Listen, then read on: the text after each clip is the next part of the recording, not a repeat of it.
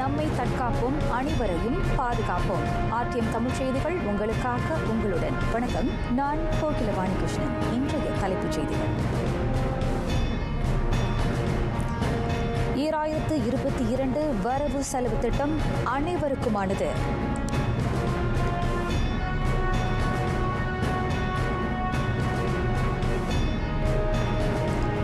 கல்வி மற்றும் சுகாதாரத்துறைகளுக்கு கூடுதல் ஒதுக்கீடுகள்.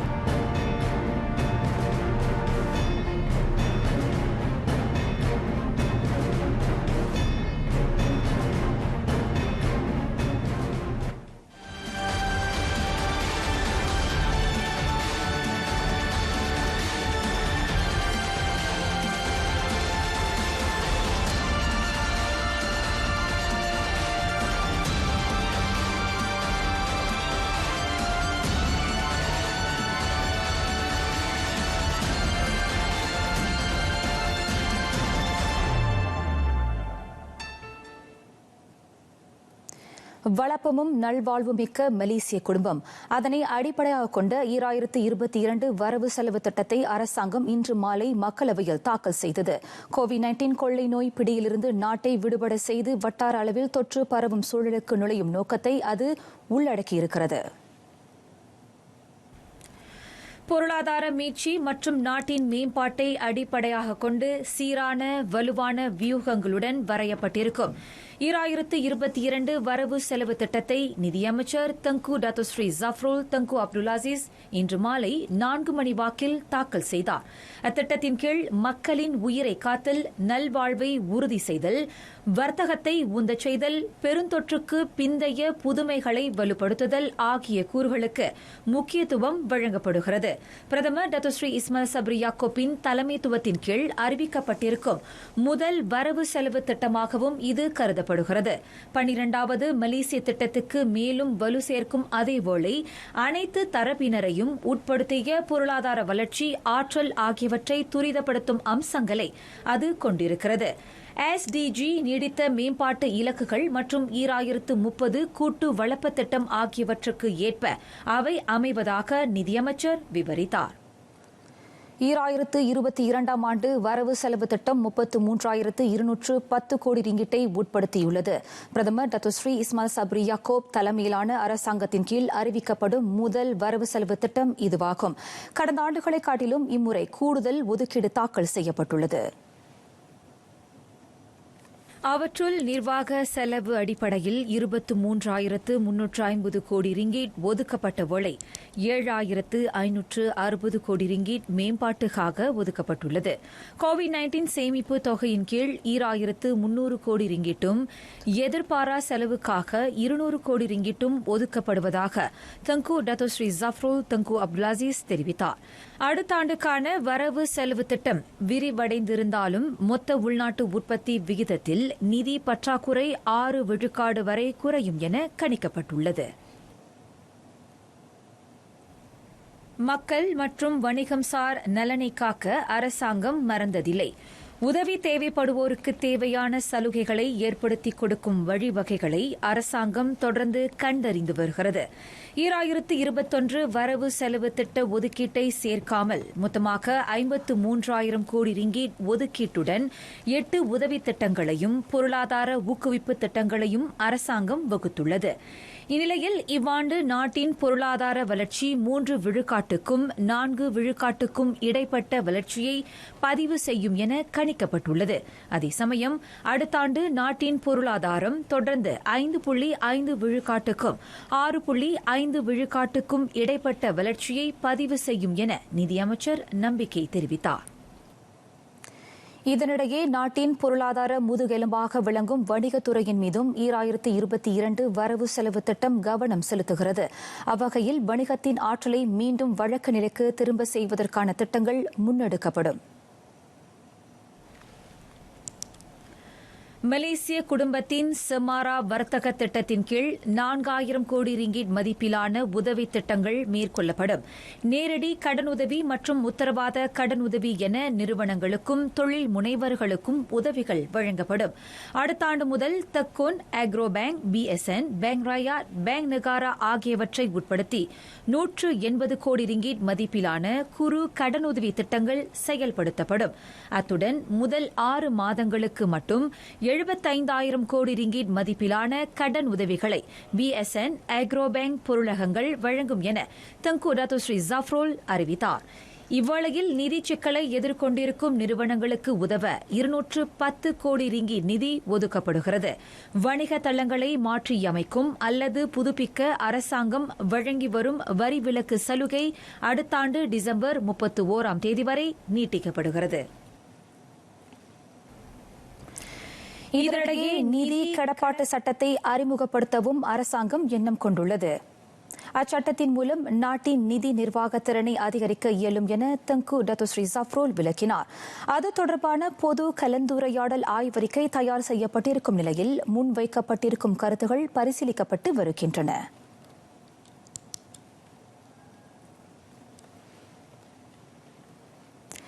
ஈராயிரத்து 22 வரவு செலவு திட்டத்தின் வாயிலாக பன்னாட்டு நிறுவனங்கள் மத்தியில் அந்நிய முதலீடுகளை ஈர்க்க அரசாங்கம் சிறப்பு வியூக முதலீட்டு நிதியை ஏற்படுத்தியுள்ளது. அதற்காக 200 கோடி ரிங்கிட் வரை ஒதுக்கப்பட்டுள்ளது. நாட்டிற்கு அந்நிய முதலீடுகளை ஈர்க்க குறிப்பாக தொழில்துறை மதிப்பு சங்கிலியை முழுமைப்படுத்தவும் அறிவுசார் வேலை வாய்ப்புகளை ஊந்தச் செய்யவும் உள்ளூர் சிறு நடுத்தர தொழில்துறையை மேம்படுத்தவும் அந்த நிதி தயார் செய்யப்பட்டுள்ளது. அத்துடன் மீட்சியை நோக்கி செல்லும் நாட்டின் பொருளாதார ஆற்றலை வலுப்பெற செய்வதற்கென 2 கோடியே 50 லட்சம் ரிங்கிட் ஒதுக்கப்பட்டுள்ளது. வர்த்தக முதலீட்டு இலக்கின் வழி உயர் மதிப்பாற்றல் கொண்ட முதலீடுகளை ஈர்க்கவும் புதிய ஏற்றுமதி சந்தைக்குள் நுழைய அந்த ஒதுக்கீடு வகை செய்யும். அதேவேளை தானியங்கி எந்திரவியல் தொழில்துறைக்கென 10 கோடி ரிங்கிட் ஒதுக்கப்பட்டுள்ளது. அதன் வழி 200 நிறுவனங்கள் பயன்பெறும். அனைவருக்கும் தரமான கல்வி. 2022 வரவு செலவு திட்டத்தில் கல்வி அமைச்சு தொடர்ந்து மிகப்பெரிய ஒதுக்கீட்டை பெறுகிறது. அரசாங்கத்தின் மொத்த செலவினத்தில் 16 விழுக்காடு அல்லது 5260 கோடி ரிங்கிட் கல்வி அமைச்சுக்கு ஒதுக்கப்பட்டுள்ளது. அடுத்த ஆண்டு மாணவர்களின் பள்ளி செலவுக்கான முன்தொகையை செலுத்த அரசாங்கம் 45 கோடி ரிங்கிட் நிதியை ஒதுக்கியுள்ளது. அதன் வழி 30 லட்சம் மாணவர்கள் பலனடைவர். ஒரு மாணவருக்கு தலா 150 ரிங்கிட் என அந்த உதவித்தொகை வழங்கப்படும். குறைந்த வருமானம் பெறும் குடும்பங்களைச் சேர்ந்த மாணவர்களுக்கு வழங்கப்படும் RMT மாணவர் சத்துணவு திட்டத்திற்கு என 40 கோடி ரிங்கிட் ஒதுக்கப்படுவதாக டத்துஸ்ரீ ஜாஃப்ரோல் தெரிவித்தார். RMT திட்டத்தின் கீழ் மாணவர்கள் தினமும் பால் தொடர்ந்து விநியோகிக்கப்படும். இதனிடையே மாணவர்கள் உகந்த சூழலில் கல்வி பயில ஏதுவாக பள்ளி கட்டடங்களையும் அடிப்படை வசதிகளின் தரத்தையும் மேம்படுத்த 100 கோடி ரிங்கிட் ஒதுக்கப்பட்டுள்ளது. அதேவேளை தமிழ் மற்றும் சீன பள்ளிகளின் வசதிகளை தரம் உயர்த்த 12 கோடி ரிங்கிட் ஒதுக்கப்பட்டிருக்கிறது. அதன் வாயிலாக நாடு தழுவிய நிலையில் உள்ள 1800 தமிழ் பள்ளிகளும் சீன பள்ளிகளும் பயனடையும். அத்துடன் மோசமான நிலையில் உள்ள பள்ளிகளை மறுசீரமைப்பதற்கு என 74 கோடியே 60 லட்சம் ரிங்கிட் ஒதுக்கப்பட்டுள்ளது. மேலும் சிறப்பு பள்ளிகளின் கல்வி திட்டத்தை வலுப்படுத்த அரசாங்கம் 5 கோடி ரிங்கிட் நிதியை ஒதுக்கியுள்ளது. இவ்வேளையில் நாட்டின் வரலாற்றிலேயே கற்றல் கற்பித்தல் உதவி உபகரணங்களை வாங்க சிறப்பு சலுகை ஏற்படுத்தப்பட்டுள்ளது. கோவிட்-19 பெருந்தொற்று காலகட்டத்தில் இல்லிருப்பு கற்றல் கற்பித்தல் நடவடிக்கையை வெற்றியுற செய்ய அயராது பாடுபட்ட ஆசிரியர்களின் அர்ப்பணிப்பை போற்றும் விதமாக கல்வி அமைச்சின் கீழுள்ள பள்ளிகளைச் சேர்ந்த 4 லட்சத்துக்கும் கூடுதலான ஆசிரியர்களுக்கு தலா 100 ரிங்கிட் ஊக்குவிப்பு தொகை வழங்கப்படும். அந்த தொகை ஒரு முறை மட்டுமே வழங்கப்படும். அதேவேளை உயர்கல்வி அமைச்சுக்கு என 1450 கோடி ரிங்கிட் நிதியை அரசாங்கம் அறிவித்தது. B40 குடும்பங்களைச் சேர்ந்த உயர்கல்விக்கூட மாணவர்களுக்கு இலவச கையடக்க கருவிகளை வழங்கும் பொருட்டு 45 கோடி ரிங்கிட் ஒதுக்கப்பட்டுள்ளது. அதன் வழி 6 லட்சம் மாணவர்கள் பலனடைவார்கள் என தங்கு டத்துஸ்ரீ ஜாஃப்ரோல் குறிப்பிட்டார். அது மட்டுமல்லாமல் PTPTN உயர்கல்வி கடனுதவி தொகையை திரும்ப செலுத்தும் முறையை எளிமைப்படுத்த ஏதுவாக நவம்பர் முதல் முதலாம் தேதி தொடங்கி அடுத்த ஆண்டு ஏப்ரல் இறுதி வரை கட்டம் கட்டமாக சிறப்பு கழிவு வழங்கப்படுகிறது. இந்நிலையில் டிவெட் தொழில்நுட்ப திறன் துறையை வலுப்படுத்தும் வகையில் 660 கோடி ரிங்கிட் ஒதுக்கப்பட்டுள்ளது. அத்துடன் நடப்பில் உள்ள தொழில்துறைகளின் தேவைகளை பூர்த்தி செய்ய தொழில்நுட்ப தொழில்திறன் பயிற்சி திட்டங்களுக்கு என 20 கோடி ரிங்கிட் ஒதுக்கப்படுகிறது. இதனிடையே 2500 ரிங்கிட்டுக்கும் கூடுதலாக விவேக கைபேசிகள், கணினிகள், கையடக்க கருவிகள் ஆகியவற்றை வாங்குவோருக்கு தனிநபர் வரி விலக்கு சலுகையை அடுத்த ஆண்டு இறுதி வரை நீட்டிக்க அரசாங்கம் பரிந்துரைத்துள்ளது. கோவிட்-19 எண்டமிக் சூழலுக்கு மக்கள் ஆயத்தமாவதற்கு ஏதுவாக பொது சுகாதார கூறுகள் தொடர்ந்து வலுப்படுத்தப்படும். சுகாதார நிர்வாக மேம்பாடு செலவினங்களுக்காக சுகாதார அமைச்சுக்கென 3240 கோடி ரிங்கிட் ஒதுக்கப்பட்டுள்ளது. அடுத்த ஆண்டுக்கான வரவு செலவு திட்டத்தில் கல்வி அமைச்சுக்கு அடுத்து சுகாதார அமைச்சு கூடுதல் ஒதுக்கீட்டை பெற்றுள்ளது. நாட்டில் கண்டறியப்படும் அரிய வகை நோய்களை நிர்வகிக்கவும் அரசாங்கம் எண்ணம் கொண்டுள்ளதாக அமைச்சர் குறிப்பிட்டார். ஆரோக்கியமான வாழ்க்கையை நடைமுறைப்படுத்த இனிப்பு பானங்களின் கலால் வரி விரிவுபடுத்தப்படும். மேலும் மின் சிகரெட்டுகளுக்கு பயன்படுத்தப்படும் திரவங்களுக்கும் கலால் வரி விதிக்கப்படும் என தங்கு டத்துஸ்ரீ ஜஃப்ரோல் தெரிவித்தார். ஈராண்டுகளுக்கு கட்டாய சேவையாற்றிய சுமார் 10,000 சுகாதார பணியாளர்களின் ஒப்பந்தத்தை மேலும் 4 ஆண்டுகளுக்கு நீட்டிக்க அரசாங்கம் இணங்கியுள்ளது.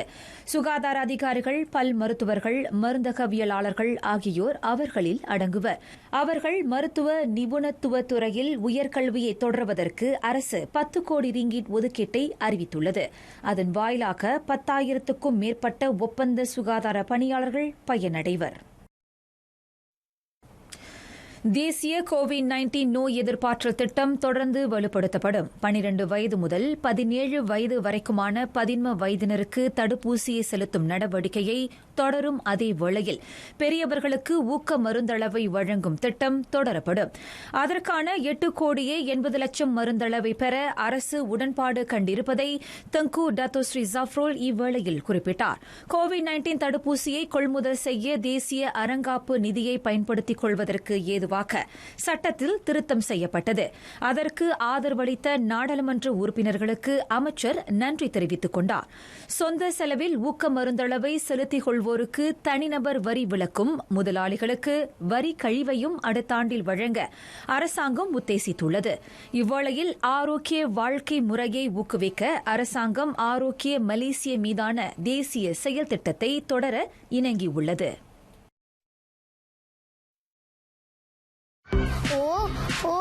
Mesti ada cara untuk jadi lelaki tinggi. Mama, makanan yang lengkap sangat membantu. Sebab itulah sayang kena minum ni. Dutch Lady Max Pro baharu, tinggi dalam nutrien. Hepatitis adalah penyakit keradangan hati akibat daripada jangkitan virus hepatitis. Hepatitis A yang berjangkit melalui pencemaran makanan dan air biasanya menyebabkan jangkitan hati yang akut dan tidak berpanjangan. Hepatitis B dan C pula berjangkit melalui darah yang tercemar. Antaranya adalah melalui perkongsian jarum suntikan, transfusi darah, hubungan seksual dan jangkitan ibu kepada anak.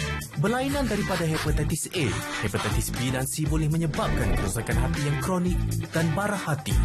Kebanyakan pesakit hepatitis B dan C tidak mengalami tanda dan gejala pada peringkat awal. Tanda atau gejala seperti muntah darah, jaundice dan busung hanya akan muncul setelah penyakit hepatitis menjadi semakin kronik. Oleh itu, lakukan ujian saringan hepatitis jika anda berisiko tinggi untuk mendapat jangkitan dan dapatkan rawatan dengan segera jika perlu di klinik kesihatan terdekat. Bersama kita cegah hepatitis. Memulakan hari dengan hebat amat penting. Supaya saya boleh menyokong yang lain. Supaya saya dapat membantu dan menceriakan hari mereka. Kita lebih baik apabila kita bersatu. Get 50% savings with Unify Business Solutions. With digital marketing solutions, build your own website, increase your digital knowledge, and reach more customers. Visit unify.com.my/SME grant today. 2 வரவு செலவு திட்டத்தில் மலேசிய குடும்பத்தின் நல்வாழ்வை உறுதி செய்யும் வியூகமும் அடங்கியிருக்கிறது. அதன்படி இனம், சமயம், வயது, பாலினம் எனும் பேதமின்றி அனைத்து நிலையிலான மக்களுக்கும் சலுகைகளும் உதவிகளும் வழங்கப்படும். நாட்டில் இனங்களுக்கு மத்தியில் காணப்படும் பொருளாதார இடைவெளியை குறைக்கும் நோக்கில் பூமிபுத்ராக்களை வலுப்படுத்தும் வியூகங்களுக்கு முக்கியத்துவம் அளிக்கப்படும். அவ்வகையில் பூமிபுத்ரா மேம்பாட்டு திட்டத்தின் கீழ் 1140 கோடி ரிங்கிட் நிதி ஒதுக்கப்படுகிறது. சீன சமூக மேம்பாட்டுக்கு 20 கோடி ரிங்கிட் ஒதுக்கீடு அறிவிக்கப்பட்டிருக்கிறது. அந்த நிதியை கொண்டு தேசிய நிகழ்ச்சிகள், வீடுகளை மறுசீரமைக்கும் பணிகள், புது கிராம மேம்பாடு, சிறு நடுத்தர தொழில் முனைவர்களுக்கான உதவித் திட்டம் ஆகியவை மேற்கொள்ளப்படும். இதனிடையே இந்திய சமூகத்துக்கு 14 கோடியே 50 லட்சம் ரிங்கிட் நிதி ஒதுக்கப்படும் நற்செய்தியையும் நிதியமைச்சர் அறிவித்தார். மித்ரா இந்திய சமூக உருமாற்ற பிரிவின் கீழ் இந்தியர்களின் சமூக பொருளாதார நிலையை வலுப்படுத்தும் திட்டங்கள், தக்குன் சிறப்பு மானியம் ஆகியவற்றுக்கு அந்த நிதி பயன்படுத்தப்படும். இந்நிலையில் பூர்வ குடியினருக்கு 27 கோடியே 40 லட்சம் ரிங்கிட் நிதி ஒதுக்கப்பட்டிருக்கிறது. அதன் வாயிலாக பள்ளி மாணவர்களுக்கான உதவிகளும் சமூக நல உதவிகளும் வழங்கப்படும். 3100 கோடி ரிங்கிட்டுக்கும் கூடுதலான ஒதுக்கீடு 2022 வரவு செலவு திட்டத்தின் வாயிலாக வழங்கப்படவிருக்கும் உதவித்தொகை, உதவிகள், சலுகைகள் ஆகியவற்றுக்கென அரசு அறிவித்திருக்கும் சிறப்பு ஒதுக்கீடு அது. மக்களுக்கு வசதியான வாழ்க்கை சூழலை ஏற்படுத்த முனைந்திருக்கும் அரசாங்கம் வாழ்க்கை செலவினத்தை குறைத்தால் சொந்த வீடு வாங்குவதை ஊக்குவித்தல், புறநகர் பகுதிகளில் போக்குவரத்து, அடிப்படை வசதிகள் மற்றும் தற்காப்பு, பொது பாதுகாப்பை மேம்படுத்துதல் ஆகிய அம்சங்கள் மீது கூடுதல் கவனம் செலுத்தியிருக்கின்றது. ஊழியர் சேமநிதி வாரியத்திற்கு செலுத்தப்படும் குறைந்தபட்ச சந்தா விகிதத்தை 11 விழுக்காட்டிலிருந்து 9 விழுக்காடாக குறைக்கும் காலகட்டம் அடுத்த ஆண்டு ஜூன் வரை நீட்டிக்கப்பட்டுள்ளது. மக்களின் சேமிப்பு நிதியை அதிகரிக்கும் நோக்கத்தை கொண்ட அந்த சலுகைக்கென அரசாங்கம் 200 கோடி ரிங்கிட்டை ஒதுக்கியுள்ளது. உள்நாட்டில் பொருத்தப்படும் வாகனங்களுக்கான விற்பனை வரிக்கு அளிக்கப்பட்ட 100 விழுக்காடு விலக்கும், இறக்குமதி செய்யப்பட்ட வாகனங்களுக்கான விற்பனை வரிக்கு வழங்கப்பட்ட 50 விழுக்காடு விலக்கும் 6 மாதங்களுக்கு, அதாவது அடுத்த ஆண்டு ஜூன் 30ஆம் தேதி வரை நீட்டிக்கப்படுகிறது. குறைந்த வருமானம் பெறுவோருக்கான வீடமைப்பு திட்டங்கள் அடுத்த ஆண்டும் தொடரப்படும். இதற்காக 150 கோடி ரிங்கிட் ஒதுக்கப்பட்டுள்ளது. மலேசிய குடும்பத்தைச் சேர்ந்த ஒவ்வொருவரும் சொந்த வீட்டை கொண்டிருக்க வேண்டும் என்பதே அரசின் இலக்கு. அதன்படி மக்களுக்கு நட்புறவான வீடமைப்பு திட்டங்களும், மக்கள் குடியிருப்பு பகுதிகளில் பழுதடைந்த அடிப்படை வசதிகள் சீரமைக்கப்படும். இவ்வேளையில் வீடமைப்பு கடனுதவி உத்தரவாத திட்டம் வாயிலாக பொருளகங்களுக்கு 200 கோடி ரிங்கிட் வரை அரசாங்கம் உத்தரவாதம் வழங்கும். வீடு வாங்குவதற்கு நிரந்தர வருவாய் கொண்டிராத சிறு வியாபாரிகள், விவசாயிகள், கிக் தொழிலாளர்கள் ஆகியோரை முன்னிறுத்தி இந்த சலுகை வழங்கப்படுகிறது. இலக்கிடப்பட்ட நிதி உதவிகள் தொடரப்படும். அடுத்த ஆண்டு புதுமையான கூறுகளுடன் அறிமுகம் காணவுள்ள BKM எனப்படும் மலேசிய குடும்ப உதவி திட்டத்தின் கீழ் இலக்கிடப்பட்ட தரப்பினருக்கு 2000 ரிங்கிட் வரை உதவி நிதி வழங்கப்படும். குடும்பத்தில் 3 பிள்ளைகளுக்கும் அதிகமானோரை கொண்ட அதே வேளையில் மாதத்திற்கு 2500 ரிங்கிட்டுக்கும் குறைவான வருவாய் ஈட்டும் குடும்பங்களுக்கு அந்த நிதி உதவி வழங்கப்படும். முன்னதாக அவர்களுக்கு BPR உதவி திட்டத்தின் கீழ் 1800 ரிங்கிட் மட்டுமே வழங்கப்பட்டது. இவ்வேளையில் 3க்கும் அதிகமான பிள்ளைகளை வளர்க்கும் தனித்து வாழும் தாய்மார்களுக்கும் தந்தைமார்களுக்கும் கூடுதலாக 500 ரிங்கிட் வழங்கப்படுகிறது. அப்பிரிவினரில் 5000 ரிங்கிட் வரை குடும்ப வருமானம் ஈட்டுபவர்கள் அந்த உதவித் தொகைக்கு தகுதி பெறுவர். இதனிடையே முதியோர்களுக்கும் 300 ரிங்கிட் பகிர்ந்தளிக்கப்படும். BKM திட்டத்தின் கீழ் மொத்தமாக 820 கோடி ரிங்கிட் ஒதுக்கப்பட்டுள்ளது. அதில் 96 லட்சம் பேர் பயனடைவர். இதனிடையே சமூக நலத்துறையின் உணவு சார்ந்த வறுமை குறியீட்டுக்கான வரம்பு 1169 ரிங்கிட்டாக உயர்த்தப்படுகிறது. அதன் வழி மேலும் பலர் அந்த உதவிக்கு தகுதி பெற இயலும். சமூக நலத்துறையின் உதவி தேவைப்படும் 4,40,000க்கும் அதிகமான குடும்பங்களை உட்படுத்தி இம்முறை 240 கோடி ரிங்கிட் ஒதுக்கப்படுகிறது. அரசு ஊழியர்களே, இது உங்களுக்கான செய்தி. கிரேட் 56 மற்றும் அதற்கும் கீழ்ப்பட்ட பிரிவுகளைச் சேர்ந்த 13 லட்சம் பொதுச் சேவை ஊழியர்களுக்கு 700 ரிங்கிட்டும், ஓய்வு பெற்ற பணியாளர்களுக்கு 350 ரிங்கிட்டும் சிறப்பு உதவி நிதியாக வழங்கப்படுகிறது. அரசு சேவையளிப்பு முறையில் இலக்கவியல் உருமாற்றங்கள் தொடரப்படும். அரசாங்க சேவைகளை மக்கள் விரைந்து பெறுவதை உறுதி செய்ய நடமாடும் கிளினிக்குகள், நடமாடும் பொருளகங்கள், நடமாடும் தடுப்பூசி செலுத்தும் மையங்கள் என பல்வேறு அணுகுமுறைகள் நடைமுறைப்படுத்தப்படும். நாட்டை கடும் இன்னல்களுக்கு ஆளாக்கிய கோவிட்-19 தொற்று பரவல் சூழலில் அரசாங்கத்துக்கு ஆதரவாக துணை நின்ற அரசு ஊழியர்களை தங்கு ஜஃப்ருல் இத்தருணத்தில் பாராட்டினார். துயர் நிறைந்த பாதைகளை புன்னகையுடனும் தன்னம்பிக்கையுடனும் எதிர்கொண்ட முன்கள பணியாளர்களையும் தன்னார்வலர்களையும் மறந்துவிட முடியாது. அரசு ஊழியர்களுக்கென அடுத்த ஆண்டு காத்திருக்கும் மேலும் சில சலுகைகளை இனி காண்போம். மடிக்கணினி, விவேக கைபேசி வாங்க அரசு ஊழியர்களுக்கு வழங்கப்படும் கடனுதவி திட்டத்திற்கான லாப விகிதம் 4 விகிதத்திலிருந்து 2 விழுக்காடாக குறைக்கப்படுகிறது. அரசு ஊழியர்களுக்கான குடியிருப்புகளில் அடிப்படை வசதிகளை பழுது பார்க்க 36 கோடியே 50 லட்சம் ரிங்கிட் ஒதுக்கப்படுகிறது. அரசு ஊழியர்களுக்கான GCR அல்லது நிரவல் விடுப்புக்கான நாள்கள் 150 நாள்களிலிருந்து 160 நாள்களாக உயர்த்தப்படுகிறது. நிரவல் விடுப்புக்கான நாள்களை 50 விழுக்காடு அல்லது 80 நாள்கள் வரை முன்கூட்டியே மீட்கவும் அரசாங்கம் அனுமதியளித்திருப்பதும் மற்றொரு நற்செய்தியாகும். 2022 வரவு செலவு திட்டத்தில் கோவிட்-19 தொற்றால் பெற்றோரை இழந்த சிறாரின் நலன் மீதும் கவனம் செலுத்தப்பட்டுள்ளது. அடுத்த ஆண்டு மலேசிய குடும்ப அறக்கட்டளைக்கு 2 கோடியே 50 லட்சம் ரிங்கிட் ஒதுக்கப்படுகிறது. அதன் மூலம் ஆதரவற்ற சிறாரின் நலன், கல்வி மற்றும் அவர்களது எதிர்காலத்துக்கு தகுந்த திட்டங்கள் முன்னெடுக்கப்படும். கடந்த அக்டோபர் 16ஆம் தேதி கோவிட்-19 தொற்றால் பெற்றோரை இழந்து வாடும் சிறாரை பிரதமர் நேரில் சென்று கண்டார். மலேசிய குடும்பம் எப்போதும் அவர்களுக்கு ஆதரவாக இருக்கும் என ஆறுதல் வார்த்தைகளை கூறினார். அரசு சாரா அமைப்புகள், வட்டார மக்கள், வட்டார தலைவர்கள் உட்பட பெரு நிறுவனங்களும் பாதிக்கப்பட்ட சிறாரின் எதிர்கால வாழ்வுக்கு உறுதுணையாக இருக்க வேண்டும் என அவர் வலியுறுத்தினார்.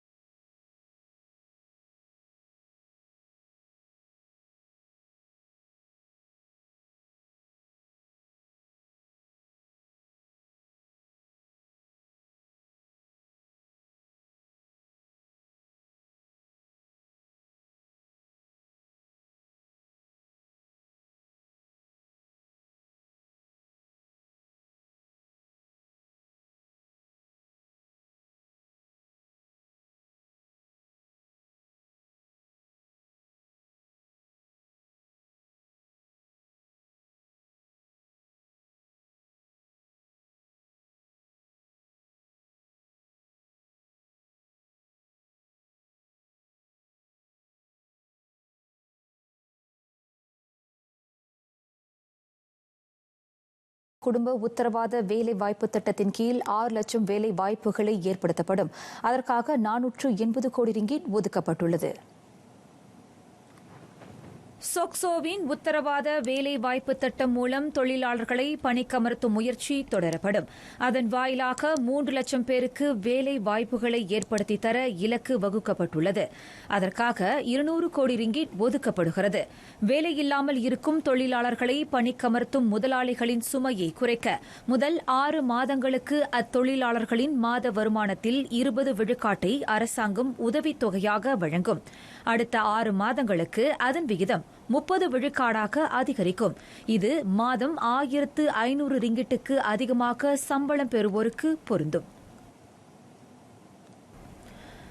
உடற்பேறு குறைந்தோருக்கும் பூர்வ குடியினருக்கும் முன்னாள் சிறை கைதிகளுக்கும் வேலை வாய்ப்புகளை ஏற்படுத்தி தருவதில் அரசாங்கம் முனைப்பு காட்டுகிறது. அத்தரப்புகளை வேலைக்கு எடுக்கும் முதலாளிகளின் சுமையை குறைக்க முதல் 6 மாதங்களுக்கு அத்தொழிலாளர்களின் மாத வருமானத்தில் 30 விழுக்காட்டை அரசாங்கம் உதவித்தொகையாக வழங்கும். அடுத்த 6 மாதங்களுக்கு அது 40 விழுக்காடாக அதிகரிக்கப்படும். இது 1200 ரிங்கிட்டுக்கு அதிகமாக மாத சம்பளம் பெறுவோருக்கு பொருந்தும். மேலும் மை ஸ்டெப் குறுகிய கால திட்டத்தின் மூலம் 80,000 ஒப்பந்த அடிப்படையிலான வேலை வாய்ப்புகள் உருவாக்கப்படும். திறன் மேம்பாட்டு மற்றும் பயிற்சி திட்டங்களுக்கு 110 கோடி ரிங்கிட் ஒதுக்கப்பட்டு அதன் மூலம் 2,20,000 பேருக்கு பயிற்சி அளிக்கப்படும். இதுபோன்ற திறன் பயிற்சிகளில் பங்கெடுக்கவும் புதிய துறைகளில் ஈடுபடவும் மலேசிய குடும்பத்துக்கு வரி விலக்கு அளிக்கப்படுகிறது. 2023 ஆண்டு வரை அந்த வரி விலக்கின் விகிதம் 1000 ரிங்கிட்டிலிருந்து 2000 ரிங்கிட் வரை உயர்த்தப்படுகிறது. உடல் உறுப்பு செயலற்றவர்களுக்கான சொக்சோ குறைந்தபட்ச ஓய்வூதிய தொகை 475 ரிங்கிட்டிலிருந்து 550 ரிங்கிட்டுக்கு அடுத்த ஆண்டு உயர்த்தப்படுகிறது. இதனால் சுமார் 56,000 குடும்பங்கள் பயனடையக்கூடும் என எதிர்பார்க்கப்படுகிறது. KWSP சந்தா தொகையை சுயமாக செலுத்துவோருக்கு 4,000 ரிங்கிட் வரி விலக்கு அளிக்க அரசு உத்தேசித்துள்ளது. தனியார் துறை ஊழியர்கள் தொடர்ந்து KWSP-யில் சந்தா செலுத்துவதை ஊக்குவிக்கவும் வேலை இழந்தவர்களின் நலனை தற்காக்கவும் வரி விலக்கு வரம்பை 250 ரிங்கிட்டிலிருந்து 350 ரிங்கிட்டுக்கு உயர்த்தப்படுகிறது. B40 குடும்பங்களுக்கான தென்னாங் காப்புறுதி பற்றுச்சீட்டு திட்டம் அடுத்த ஆண்டும் தொடரப்படும். அதற்கான தொகை 50 ரிங்கிட்டிலிருந்து 75 ரிங்கிட்டாக உயர்த்தப்படுகிறது. இவ்வேளையில் மை சலாம் உதவி BKM திட்ட பயனருக்கும் விரிவுபடுத்தப்படுகிறது. மை சலாம் உதவி பெறுநர்களின் பிள்ளைகளும் மருத்துவ சாதன உதவிகளை பெற வகை செய்யப்பட்டுள்ளது. இவ்வேளையில் ஆய்சாரான் திட்டத்தின் கீழ் 55 முதல் 60 வயதானோரும் பயன்பெற அரசாங்கம் அத்திட்டத்தை விரிவுபடுத்தியுள்ளது. நடப்பிலுள்ள 1,00,000க்கும் அதிகமான ஆய்சாரான் பங்கேற்பாளர்களுடன் புதிதாக இணைவோரும் பயன்பெற 3 கோடி ரிங்கிட் ஒதுக்கப்பட்டுள்ளது. வேளாண்மை மற்றும் மீன்வளத்துறைக்கு 170 கோடி ரிங்கிட் ஒதுக்கீடு. அவற்றில் 150 கோடி ரிங்கிட் உரம், விதை மற்றும் நெல் உற்பத்திக்கும் மீன்பிடி உதவி திட்டத்துக்கு 15 கோடி ரிங்கிட்டும் ஒதுக்கப்படுகிறது. அடுத்த ஆண்டு 12 கோடி ரிங்கிட் ஒதுக்கீட்டில் உணவு கையிருப்பு உத்தரவாத திட்டங்கள் மேம்படுத்தப்படும். அம்முயற்சியின் ஒரு பகுதியாக விளைச்சல் நிலங்கள் மேம்படுத்தப்பட்டு குறைந்த வருமானம் ஈட்டுவோர் மற்றும் பட்டதாரி இளைஞர்களுக்கு பொருளாதார வாய்ப்புகள் உருவாக்கப்படும்.